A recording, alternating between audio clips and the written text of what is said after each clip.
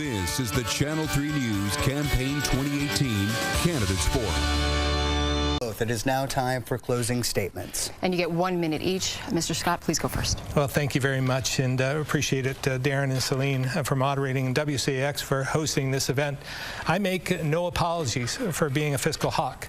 Over the last 2 years, I've fought for fiscal responsibility to make Vermont more affordable and to grow our economy, and we're making real progress in doing so. We passed 2 general fund budgets that didn't raise a single tax or fee. We cut income taxes by $30 million this year alone, and we eliminated the tax on Social Security for many Vermonters. We prevented $71 million in property tax rate increases, and we made the largest investment in workforce housing Vermont has ever seen. So we've also provided for tuition-free college for those who sign up for the National Guard. And we're doing the hard work, but making Vermont more affordable can't happen overnight. And that's why I'm asking for your support in the August 14th primary, the Republican primary, so I can continue this fight. And I thank you for listening tonight. Mr. Scott, thank you. Mr. Stern. The governor has betrayed our trust. He's broken campaign promises. He takes fellow Republicans for granted. He makes deals with Democrats and progressives to protect his political career. He doesn't speak for you. He most definitely doesn't speak for me. I will be your voice. I will return the power to the people. I will protect our constitutional rights.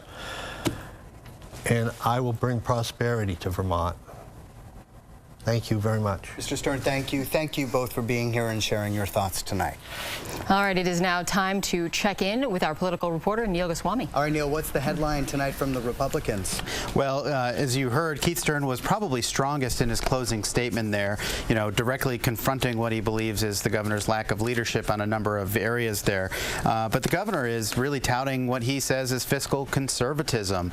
And he's talking about the pledge that he made of no new taxes and fees. There was a slight property tax bump, of course, at the end of this session, and that came after he vetoed 2 bills and let a third one, a budget bill, pass without his signature. And the reason that he's touting a lot of that is because of the new gun laws that he signed that left a lot of gun owners throughout Vermont sort of with a bad taste in their mouth. So, the governor needs to focus on what he believes are his major accomplishments over this first term. Keith Stern had some interesting ideas when it comes to where he would cut in government, although one of them, the lieutenant governor's position, is a constitutional office and would require significant work over 2 separate bienniums to alter the Vermont Constitution, so that one could be quite difficult. But you could, of course, eliminate deputy commissioners and assistant secretaries or deputy secretaries.